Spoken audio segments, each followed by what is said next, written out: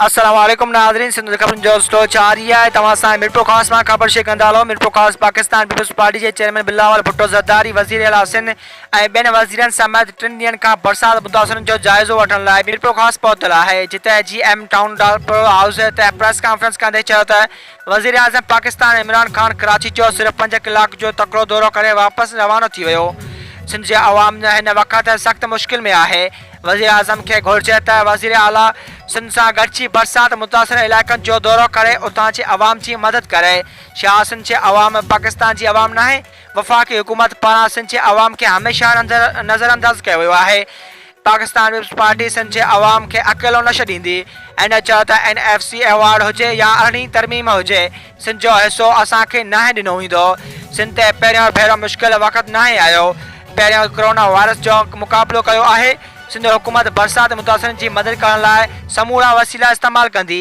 NDMNA खे चवां थो त अवां कराची जे 3 नालनि खां निकिरी मिरपुर ख़ासि उमरकोट सांगड़ बदीन नवाबशाह समेत सिंध जे ॿियनि ज़िलनि में कमु करियो। छो जो NDMA सिर्फ़ कराची न पूरे मुल्क जो इदारो आहे। अवां जो फ़र्ज़ु आहे त सिंध जे अवाम जो हिन मुश्किल वक़्त में साथ ॾियो।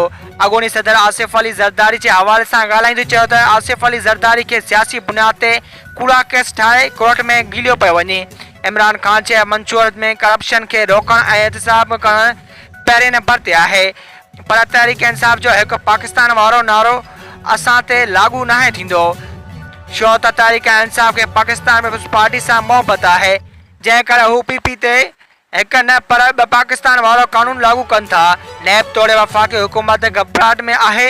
हिकु पासे तौशा खाना केस में नैब मौक़िफ़ ॾिए थी त ज़रदारी वटि एतिरा वसीला न आहिनि जो केस हलाए सघे।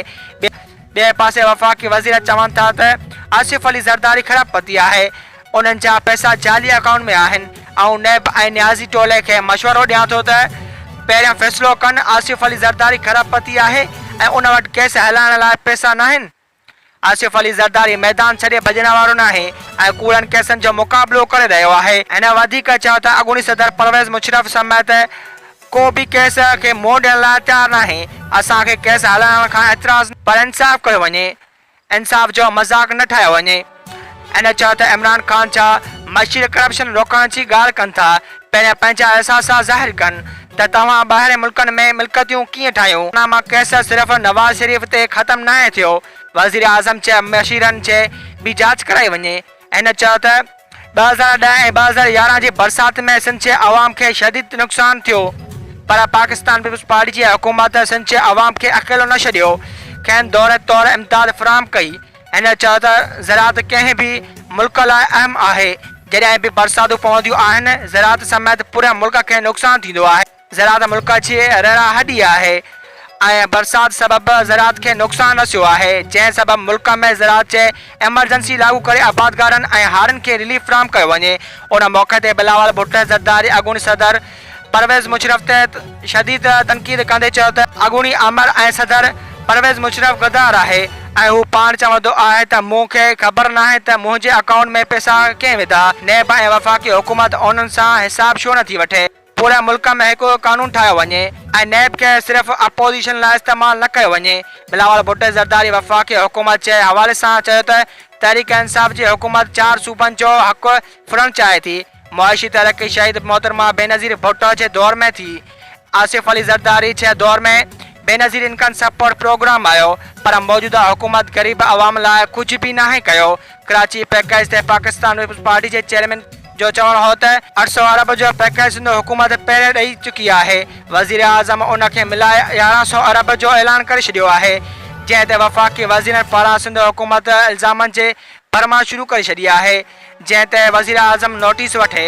हिन चयो त ज़रूरत पई त Pakistan Peoples Party all parties conference जे काल समूरी अपोज़िशन खे गॾु करे वफ़ाक़ी हुकूमत ख़िलाफ़ हिकमत अमली जोड़े, जंहिं जे अॻुवानी पीपल्स पार्टी कंदी।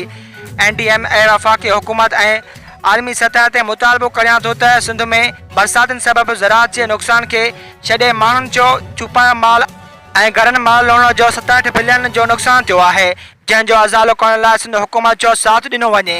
प्रेस कॉन्फ्रेंस जे दौरान सिंध जो वॾो वज़ीर सैयद मुराद अली शाह, सूबाई वज़ीर हरिराम किशोरी लाल, सोहेल अनवर सियाल, सीनियर सियासतदान पीर आफ्ताब हुसैन शाह जिलानी, MNA शमीम आरा पहौर, MPS जुल्फकार अली शाह, आजिज दामरा, शर्जील इनाम मेंबर का अलावा ॿिया पार्टी अगवान पिण मौजूद हुआ।